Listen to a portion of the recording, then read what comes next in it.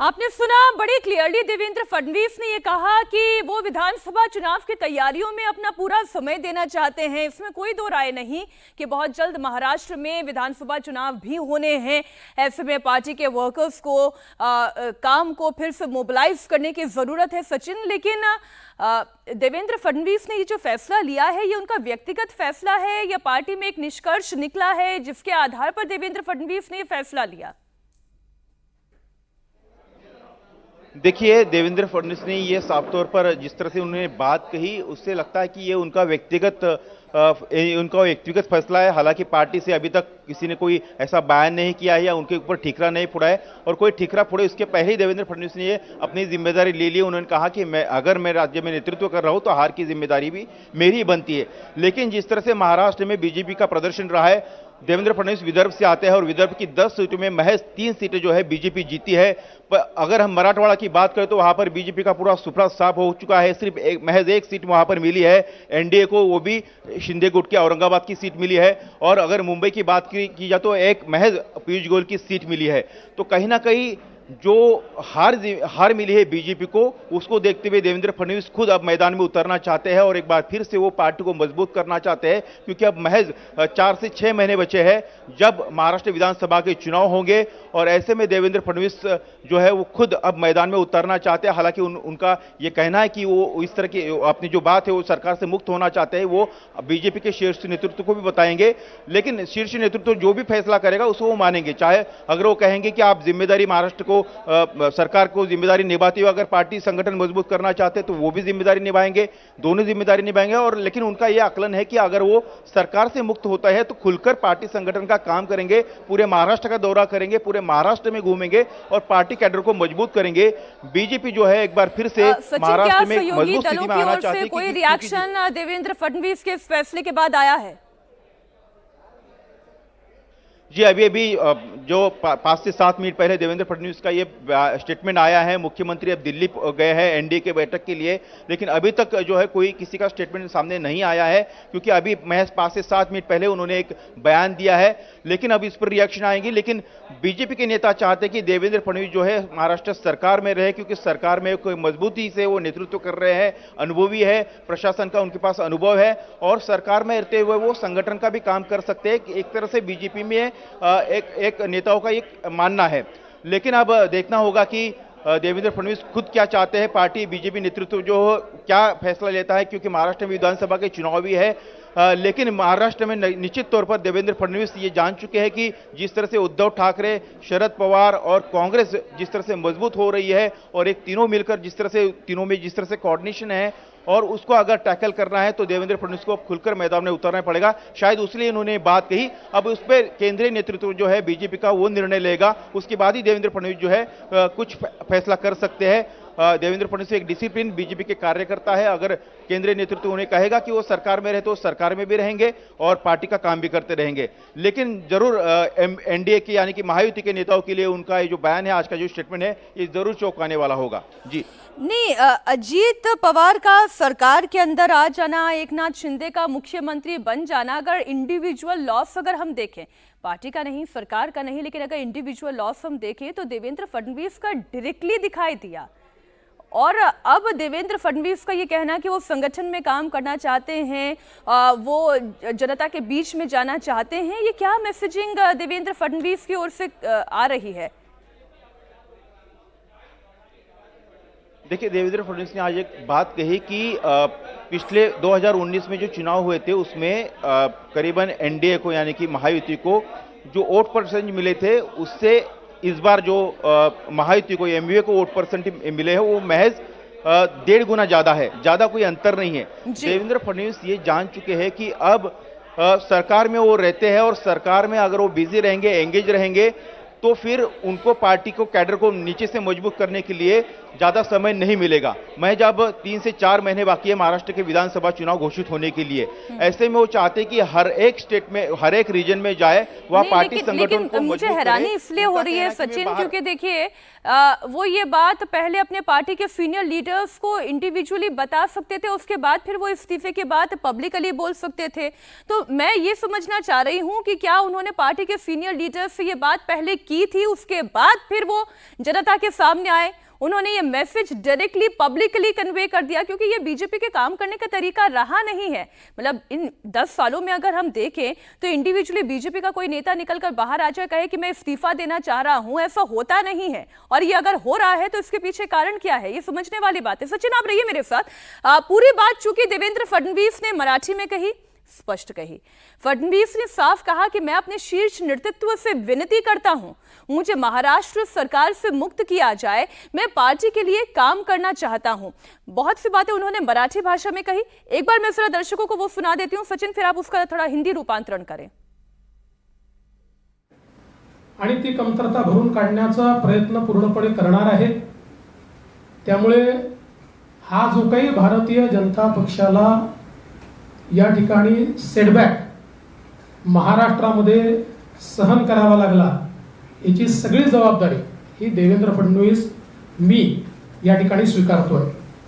आणि मी पक्षाला एक विनंती अजून करणार आहे, अर्थात भारतीय जनता पक्षामध्ये पक्ष सगळे निर्णय करतो की आता मला विधानसभेकरता पूर्ण वेळ त्या ठिकाणी उतरायचं आहे।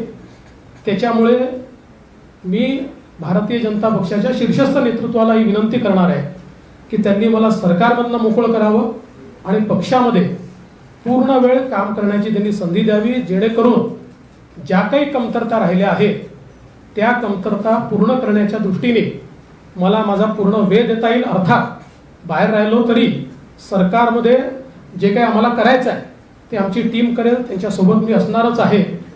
या संदर्भात लवकरच पक्षाच्या वरिष्ठांना मी भेटणार आहे आणि मग त्यांच्या सल्ल्याने ते जे सांगतील त्यानुसार पुढची कारवाई मी करेन।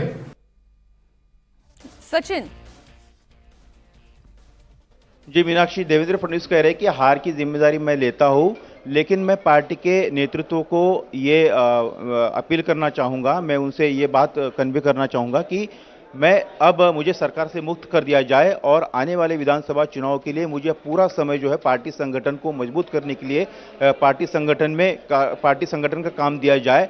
उन्होंने कहा कि मैं इस बात को मेरे पार्टी के जो शीर्षस्थ नेतृत्व है उनसे मिलकर भी बताऊंगा और उनसे भी ये बातचीत करूंगा और उनके मार्गदर्शन के अनुसार वो जैसा चाहेंगे तो उस तरह से मैं आगे अपनी भूमिका निभाऊंगा। उन्होंने कहा कि मैं सरकार के बाहर रहकर भी सरकार चलाने में अपना मार्गदर्शन देता रहूंगा, योगदान देता रहूंगा। हमारे लोग सरकार में रहेंगे, उनको मैं गाइड करता रहूंगा, लेकिन जो इस चुनाव में जो खामियां उनको नजर आ रही है, अगर उसको भरना है, उसको अगर दूर करना है और महाराष्ट्र में पार्टी संगठन को मजबूत करना है तो मुझे पूरा वक्त चाहिए और पूरा वक्त विधानसभा चुनाव की तैयारियों के लिए चाहिए। इसलिए मैं सरकार से मुक्त होना चाहता हूं और ये बात मैं जल्दी पार्टी समझ में आती है कि विधानसभा चुनाव से पहले बीजेपी को और मजबूत करना ये देवेंद्र फडणवीस की प्रायोरिटी हो सकती है, लेकिन जो महाराष्ट्र का रिजल्ट रहा है उसे लेकर दो एनालिसिस लगातार हो रहे हैं। पहला एनालिसिस तो यह है कि देवेंद्र फडणवीस जैसे अपने एक लीडर को इग्नोर करना, हो सकता है ये महाराष्ट्र की जनता को पसंद ना आया हो, उप मुख्यमंत्री का पद दे दिया, जबकि उनकी लीडरशिप में सरकार अच्छे नंबर्स विधानसभा में लेकर आई थी, लेकिन उन्हें उप मुख्यमंत्री का दर्जा दिया गया। दूसरी बात ये कि ये भी संभावना है कि महाराष्ट्र के लोगों ने ये जोड़ तोड़ वाली राजनीति को शायद नकार दिया। दो पॉसिबिलिटीज इसमें नजर आ रही है। जी बिल्कुल, देवेंद्र फडणवीस ने आज थोड़ा बहुत जो एनालिसिस किया, पत्रकारों को जो बताया, तो उसमें दूसरी जो बात है कि जो जोड़ तोड़ की राजनीति, उन्होंने कहा कि एक तरह से एक सिंपैथी का फैक्टर चला है। इसके अलावा मराठा रिजर्वेशन का बहुत बड़ा इशू चला है, जिसके कारण मराठवाड़ा जैसे इलाकों में और बाकी कुछ जगहों पर जहां मराठा प्रभाव इलाका है वहां पर बीजेपी को हार मिली है और करारी हार मिली है। इसके अलावा मुस्लिम वोटरों का कंसोलिडेशन, एक मुश्त मुस्लिम वोट बीजेपी के खिलाफ गिरना, इसके अलावा जो झूठा प्रचार किया गया था संविधान बदला जाएगा, तो मराठा मुस्लिम पिछड़ा यानी कि जो पिछड़ा वर्ग है उनका वोट जो है वो बीजेपी के खिलाफ गया है।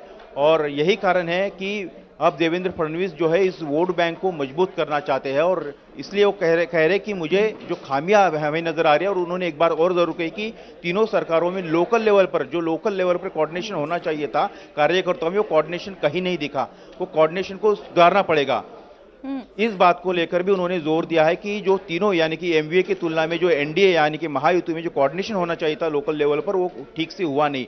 तो उन्होंने कई सारे फैक्टर गिनाए हैं, जिसमें प्रमुख तौर पर ये इन फैक्टर के कारण जो है बीजेपी को यहाँ पर हार का सामना करना पड़ा है।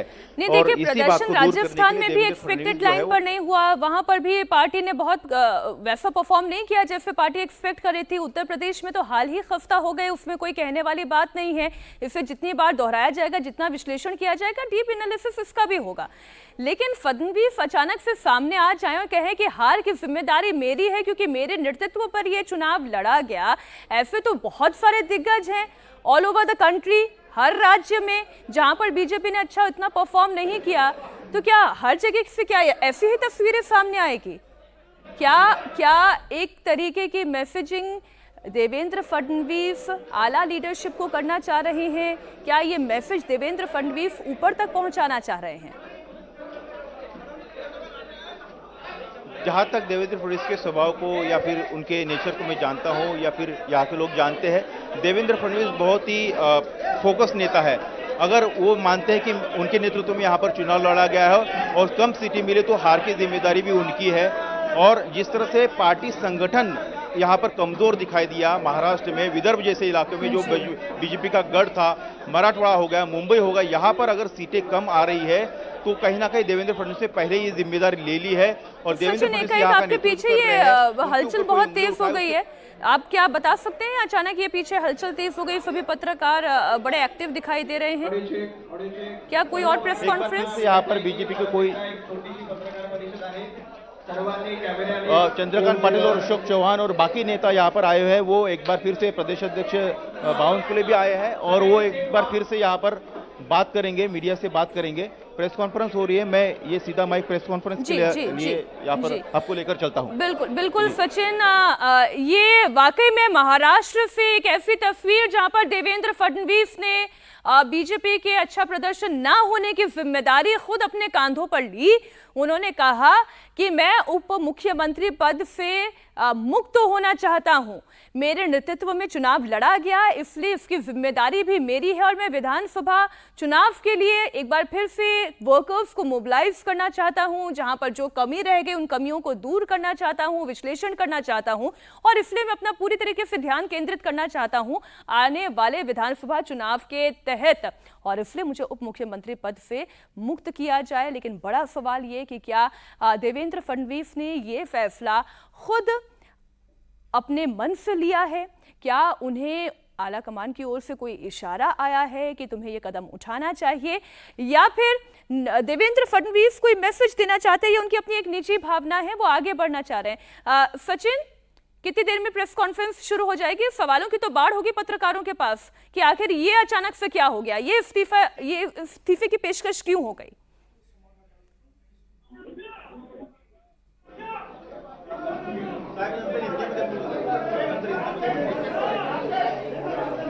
आप इस वक्त जो मंच देख रहे हैं, चंद्रकांत पाटिल इस तस्वीर में दिखाई दे रहे हैं, बावनकुले इस तस्वीर में दिखाई दे रहे हैं, मुंबई के अध्यक्ष आशीष शेलार इसमें दिखाई दे रहे हैं।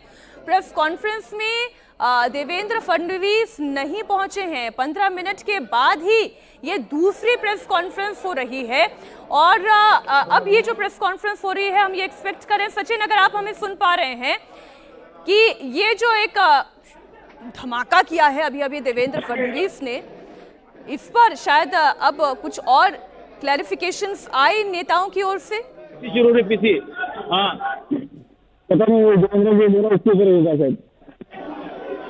बावनकुले आशीष शेलार, अशोक चौहान।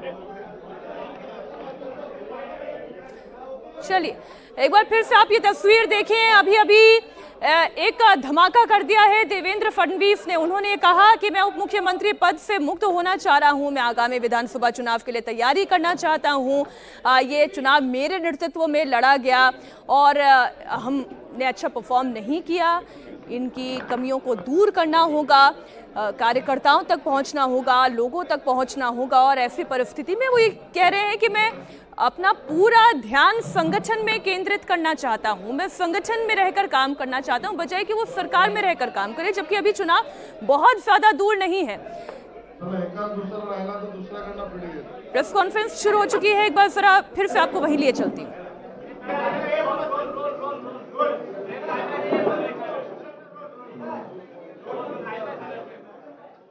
आपल्या सगळ्यांना पुन्हा एकदा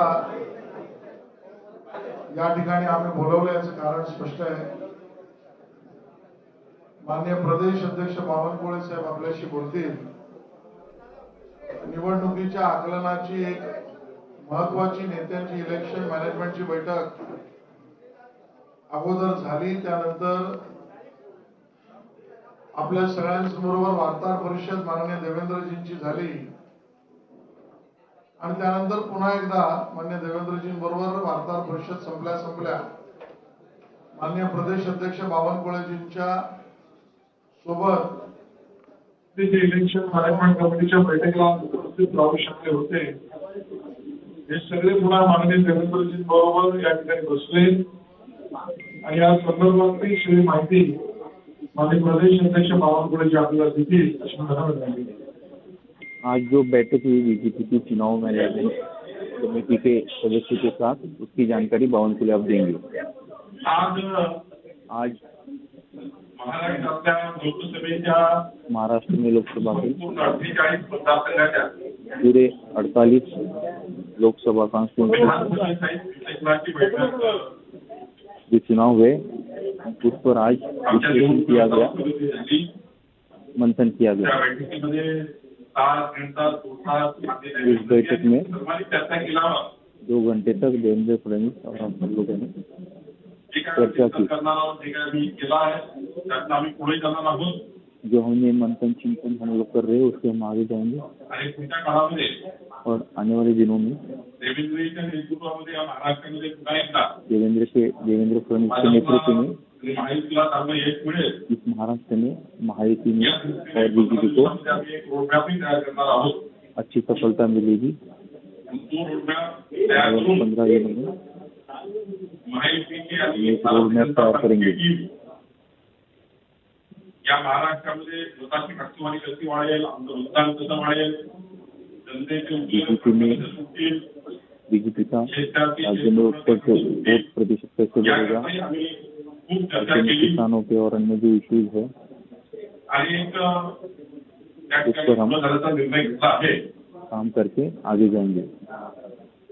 परंतु या ठिकाणी देवेंद्रजी बैठक संपल्यावर जी प्रेस घेतली बैठक के बाद देवेंद्र फडणवीस ने एक प्रेस कॉन्फ्रेंस की या महाराष्ट्राच्या संपूर्ण तुमच्या निवडणुकीकरता संघटनेकरता और महाराष्ट्र में पूर्ण वेळ देऊन विधानसभा चुनाव के लिए परवानगी घेईल असंही या ठिकाणी पार्टी विधान केलं आहे. संगठन में काम करना चाहता हूँ, सरकार से बाहर होकर काम करना चाहता हूँ, ऐसे बयान दिया. नेहमीच त्यांची भूमिका ही संघटनेकरता अत्यंत महत्वाची असतं आणि आधी देवेंद्र फडणवीस की भूमिका हमेशा त्याग की रही है और संगठन के लिए कमिटीमध्ये यावर कुठलीही चर्चा त्यांनी केली नाही की मला पूर्ण वेळ त्या ठिकाणी सरकारमध्ये आणि सरकारच्या बाहेर पूर्ण संघटनेचं काम करण्याची त्यांची इच्छा आहे. बैठक में उन्होंने पण त्यांनी तशी भावना व्यक्त केली आहे. उनकी कोई पण चर्चा आम्ही नहीं सर्व हुई. कोर ग्रुपचे सदस्य हे या ठिकाणी आहोत. आज उन्होंने जो सरकारच्या बाहेर त्यांनी येऊन कुठल्याही पद्धतीने काम करण्याची गरज नाही या मानसिकतेचे आहोत. हम लोगों को ऐसा लगता है कोर से टीम के हम सभी लोगों को ऐसा लगता है कि देवेंद्र फडणवीस को सरकार से बाहर नहीं निकलना चाहिए, अशी सर्वांचीच तो मानसिकता सरकार आहे. में रहकर ही हमें मार्गदर्शन करे. नंतरही आम्ही त्यांना विनंती केली हमने बाद में उनसे अनुरोध किया की संघटनेमध्ये आणि सरकारमध्ये समन्वय ठेवून आप सरकार और संगठन में अजून या ठिकाणी खूप काम करायची गरज आहे. त्याकरता त्यांनी आप सरकार में ही बने रहे सरकारमध्येच राहून आम्हाला संघटनेला प्रोटेक्शन द्यावं, संघटनेला सुद्धा सरकार में ही है, की आम्हाला गरज पार्टी को आहे आणि आपल्या संगठन को आगे बढ़ाए. संघटनेला महाराष्ट्रात उभी गरज आहे. देवेंद्रजी जोपर्यंत पूर्ण ताकदीने आमच्या दोघांची आणि संघटना पूर्ण दूधपर्यंत त्या पाठीशी राहत नाही तोपर्यंत आम्ही अजून ऊर्जेने काम करू शकणार नाही. आणि म्हणून त्यांनी त्यांची भावना का थोडं आम्ही मागे राहिलो त्यामुळं त्यांना झालेला एक त्यांच्या मनात झालेलं एक दुःख आणि त्या दुःखातनं त्यांनी केलेली व्यक्त केलेली भावना होती ते केंद्राची भूमिका. तो आप प्रेस कॉन्फ्रेंस सुन रहे हैं और ठीक 15 मिनट के बाद ही, यानी कि जब देवेंद्र फडणवीस ने अपने इस्तीफे की पेशकश की उसके ठीक 15 मिनट के बाद ही ये प्रेस कॉन्फ्रेंस हो रही है। वाकई में हैरान कर देने वाली खबर, शॉकिंग न्यूज़। महाराष्ट्र के उप मुख्यमंत्री देवेंद्र फडणवीस कह रहे हैं कि मैं विधानसभा चुनाव के लिए अपना पूरा समय देना चाहता हूं। मैं आने वाले विधानसभा चुनाव के लिए काम करना चाहता हूं। मैं संगठन में जिम्मेदारी चाहता हूं।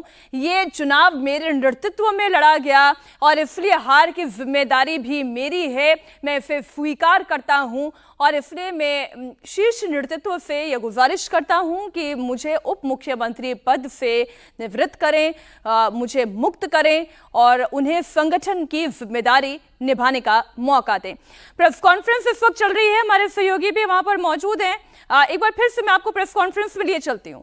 जबाबदारी आहे, सर्वांची जबाबदारी आहे आणि पुढच्या काळामध्ये देवेंद्रजी सोबत आम्ही सर्व एकत्र मिळून या राज्याला पुढे नेण्याचा आम्ही प्रयत्न करू। विकासाच्या माध्यमातून देवेंद्र फडणवीस को हम अनुरोध करते हैं। हिंदी जब बाउंसले साहब नेशनल चैनल पे जा रहा है, हिंदी प्लीज। देखिए आज हमारी सवेरे एक कोर ग्रुप की और इलेक्शन मैनेजमेंट की बैठक हुई। उस बैठक में 48 लोकसभा के चुनाव को लेकर पूरा एनालिसिस किया गया। आशीष केदार की पूरी टीम हमारे साथ इस बैठक में थी, देवेंद्र जी भी थे बैठक में। और हमने जिस प्रकार से विधानसभा वाइज एनालिसिस किया है, महायुति को लेकर, हमारे सारे संगठन को लेकर, जिसमें कुछ कमियां रह गई वो कमियां हम दूर करेंगे और आगे जाएंगे। देवेंद्र जी से हमने विनती की कि वो हमारे लिए हफ्ते के 4 दिन दे, 3 दिन वो सरकार में रहे। और ये करने के बाद हमारी यहाँ पर एक प्रेस विज्ञप्ति हुई जिसमें देवेंद्र जी ने कह दिया कि मुझे पूरा टाइम, फुल टाइम अब महाराष्ट्र में फ्रंट लाइन में संगठन और विकास में काम करना है। संगठन को फ्रंट लाइन देकर ही पूरे महाराष्ट्र में घूमना है। इसलिए उनकी मानसिकता ऐसी थी कि सरकार में रहकर वो कुछ ऐसा नहीं कर सकते, ऐसी मानसिकता उनकी बन गई। और थोड़ा दुख भी है कि हम सारे लोगों ने प्रयास करने के बावजूद भी हमको अपेक्षित जो चुनाव का रिजल्ट था वो नहीं आ पाया। हर व्यक्ति को लगता है जब हम काम करते हैं, हर व्यक्ति को लगता है कि उनका रिजल्ट आना चाहिए। अगर पूरा सराव किया तो परीक्षा पास होनी चाहिए। हमने पूरा प्रयास किया लेकिन थोड़ा हम कम रहे। देवेंद्र जी ने विस्तृत बताया है, उस कोर ग्रुप की बैठक में ऐसा कोई निर्णय नहीं हुआ था कि देवेंद्र जी सरकार के बाहर आए और हमारे साथ फुल टाइम घूमे। उन्होंने ये मंशा व्यक्त की है और उन्होंने ये भी कहा है कि मैं केंद्र से बात करूंगा, केंद्र के नेता जो निर्णय लेंगे वही अंतिम निर्णय होगा। लेकिन उनकी भावना उन्होंने व्यक्त की है। लेकिन उसके बाद हम लोग सारे लोग फिर एक बार देवेंद्र जी के साथ बैठे। हम सारे लोगों ने उनको विनती की है कि वो सरकार में रहकर ही हमारे साथ 4 दिन संगठन को दे सकते हैं। और हमारा यही सबको आग्रह है कि वो सरकार में रह के हमको 4 दिन 5 दिन पूरा दे और फिर एक बार जो हमारी कमियां रह गई है, जो त्रुटियां रह गई है, जो हम कमजोर जहां गिरे हैं वहां पर हम फिर एक बार काम करें। यही निर्णय हुआ है। उनकी भावना उन्होंने व्यक्त की है और यह भी कहा कि केंद्र के निर्णय के बाद मैं कुछ उसके बारे में अंतिम निर्णय लूंगा। अभी ऐसा कोई अंतिम निर्णय उन्होंने लिया नहीं है और लेना नहीं है। संगठन की भावना ऐसी है कि देवेंद्र जी सरकार में रहकर ही हमारे साथ 4 दिन और फिर महाराष्ट्र में काम करें और यही हमारी सबकी भावना है।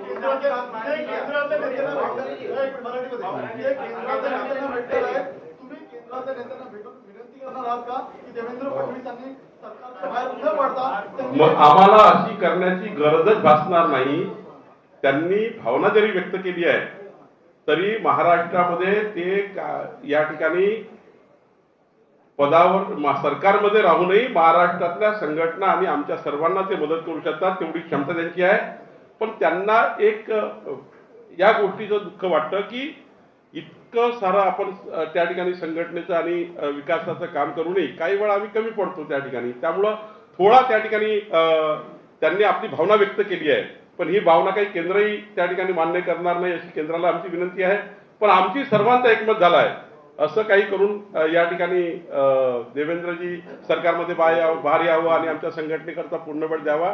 त्यांची क्षमता दोन्हीकडे आहे, सरकारमध्ये काम करूनही संघटन मध्ये मदत करू शकतो।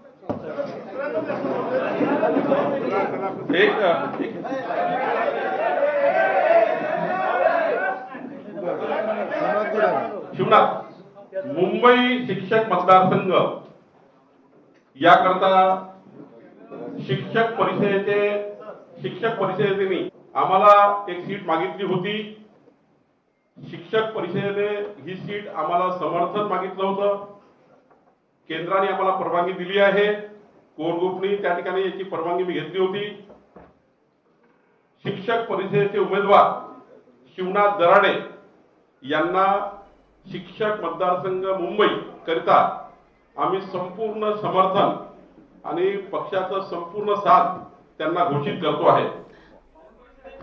आपने सुना, बहुत ही क्लियरली ये कहा गया कि इस्तीफा उन्होंने अपनी मन की भावना के तहत दिया है, लेकिन हम सभी ने मिलकर देवेंद्र फडणवीस से निवेदन किया है कि वो भले ही 2 से 3 दिन दे, सरकार को दें, बाकी समय वो संगठन को दें, लेकिन उनका ये इस्तीफा, उनकी ये पेशकश हम स्वीकार नहीं कर सकते हैं.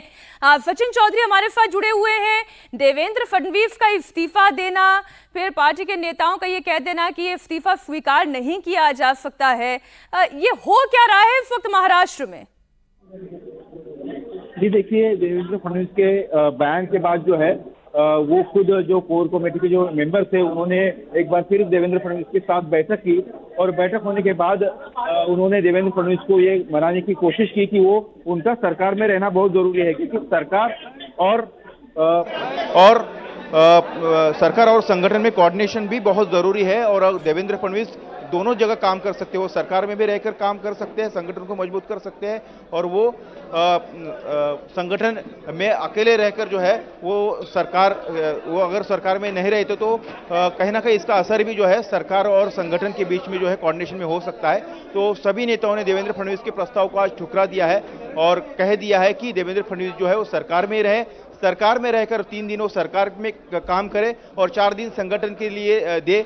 इस तरह की जो है बात आज कोर कमेटी ने कही है और देवेंद्र फडणवीस के प्रस्ताव को ठुकरा दिया है. बावनकुळे ने कहा कि जिस तरह से हार हुई बीजेपी की महाराष्ट्र में, उस हार से कहीं ना कहीं बहुत गहरा दुख हुआ है देवेंद्र फडणवीस को, और यही कारण है कि उन्होंने भावना में इस तरह का बयान दिया है. कोर कमेटी नहीं चाहती है कि वो सरकार से बाहर पड़े और वो केंद्रीय नेतृत्व को भी यही बताएंगे कोर कमेटी के लोग कि देवेंद्र फडणवीस का सरकार में रहना बहुत जरूरी है, क्योंकि सरकार, संगठन और एमवीए महायुति यानी कि एनडीए में कोऑर्डिनेशन के लिए देवेंद्र फडणवीस का सरकार में रहना बहुत जरूरी है. बावनकुळे ने साफ तौर पर कहा कि कोऑर्डिनेशन में कहां कमी आ गई, और अब तो चुनाव कोई बहुत ज्यादा दूर है नहीं. सरकार में काम करते हुए जमीन पर कोऑर्डिनेशन बनाया जा सकता है, सहयोगी दलों के साथ भी कोऑर्डिनेशन बनाया जा सकता है, लेकिन वो ये कह रहे हैं मैं बीजेपी को मजबूत करना चाहता हूं. फडणवीस के मन में आखिर चल क्या रहा है? देखिए मीनाक्षी, देवेंद्र फडणवीस का ये जो अभी जो बयान आया है, इसी तरह का बयान उन्होंने जब महाराष्ट्र में यहाँ पर एकनाथ शिंदे की सरकार जब बननी थी तब उन्होंने कहा था कि जब एकनाथ शिंदे को मुख्यमंत्री घोषित कर दिया था तो देवेंद्र फडणवीस ने प्रेस कॉन्फ्रेंस में अचानक ऐलान कर दिया था कि वो इस सरकार का हिस्सा नहीं रहेंगे. लेकिन बाद में पार्टी नेतृत्व को ये समझ में आया कि देवेंद्र के बिना ये सरकार चलना ठीक से नहीं चल सकती है, इसलिए उनको उप मुख्यमंत्री बनाया गया. हालांकि वो उप मुख्यमंत्री सरकार में नहीं बनना चाहते, सरकार में शामिल होना नहीं चाहते, तब भी वो ये कह रहे थे कि मैं सरकार को सपोर्ट करूंगा, लेकिन पार्टी संगठन को काम करूंगा, पार्टी को मजबूत करूंगा. और मुझे नहीं लगता कि पार्टी नेतृत्व जो है ऐसे समय पर जहां चुनाव मैच 5 से 4 महीने पर आ गया है और वहां पर देवेंद्र फडणवीस को सरकार से हटाएगा. देवेंद्र फडणवीस ने एक बहुत गहन दुख से विवश होकर जो है वो एक इस तरह से एक बयान दिया है. सचिन देखिए, आप भी पॉलिटिक्स समझते हैं और जिस तरह के 2024 के नतीजे आए हैं, बहुत सारे ऐसे राज्य हैं जहां पर बीजेपी ने अपेक्षित प्रदर्शन नहीं किया है, लेकिन एक भी नेता ने इस तरीके से हार की जिम्मेदारी नहीं ली है जिस तरीके से खुद आकर देवेंद्र फडणवीस ने ये जिम्मेदारी ली है. और इसलिए सवाल उठ रहा है कि बीजेपी का कोई नेता इस तरीके से डायरेक्टली प्रेस कॉन्फ्रेंस करके पब्लिक के सामने आकर ये कह दे कि मैं उप मुख्यमंत्री नहीं बने रहना चाहता हूं, मुझे संगठन में जिम्मेदारी दें, क्योंकि पार्टी ने अच्छा परफॉर्म नहीं किया है, ये और किसी नेता ने नहीं किया. इसमें क्या कोई पीछे की मैसेजिंग है, क्या बिटवीन द लाइंस कुछ और इसमें है समझने वाला जो हम मिस कर रहे हैं? वो देखने वाली बात होगी. एक बार फिर से दर्शकों को बता देते हैं कि देवेंद्र फडणवीस ने आज क्या कहा. प्रयत्न पूर्णपणे करणार आहे. त्यामुळे हा जो काही भारतीय जनता पक्षाला या ठिकाणी सेटबॅक महाराष्ट्रामध्ये सहन करावा लागला, याची सगळी जबाबदारी ही देवेंद्र फडणवीस मी या ठिकाणी स्वीकारतोय. आणि मी पक्षाला एक विनंती अजून करणार आहे. अर्थात भारतीय जनता पक्षामध्ये पक्ष सगळे निर्णय करतो की आता मला विधानसभेकरता पूर्ण वेळ त्या ठिकाणी उतरायचा आहे. त्याच्यामुळे मी भारतीय जनता पक्षाच्या शीर्षस्थ नेतृत्वाला ही विनंती करणार आहे की त्यांनी मला सरकारमधनं मोकळं करावं आणि पक्षामध्ये पूर्ण वेळ काम करण्याची त्यांनी संधी द्यावी, जेणेकरून ज्या काही कमतरता राहिल्या आहेत त्या कमतरता पूर्ण करण्याच्या दृष्टीने मला माझा पूर्ण वेळ देता येईल. अर्थात बाहेर राहिलो तरी सरकारमध्ये जे काही आम्हाला करायचं आहे ते आमची टीम करेल, त्यांच्यासोबत मी असणारच आहे. या संदर्भात लवकरच पक्षाच्या वरिष्ठांना मी भेटणार आहे आणि मग त्यांच्या सल्ल्याने ते जे सांगतील त्यानुसार पुढची कारवाई मी करेन.